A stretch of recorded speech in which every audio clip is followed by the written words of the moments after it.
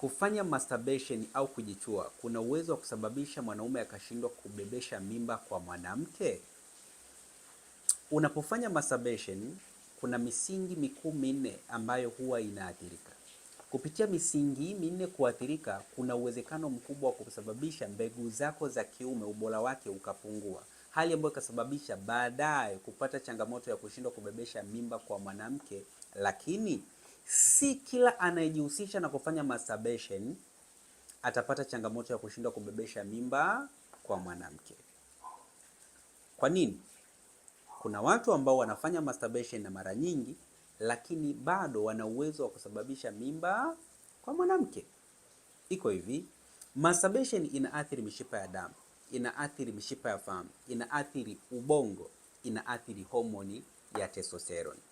Homoni ya testosterone inahusika zaidi na kuongeza hamasa ya tendo la ndoa na inahusika pia katika utengenezwaji wa mbegu bora za kiume.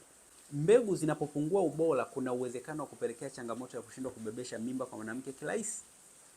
Sasa ikiwa kama utakuwa umekuwa ukifanya masturbation mara nyingi na unajikuta unashindwa kubebesha mimba kwa mwanamke, basi chukua hatua mapema kwa ajili ya kuimarisha mfumo wako wa uzazi ukae sawa. Na kama utahitaji ushauri au suluhisho la kudumu, utachukua namba yangu kwenye bio. Popote ulipo, uwe ndani au nje ya Tanzania, nitakusaidia. Karibu, nikutakie wakati mwema.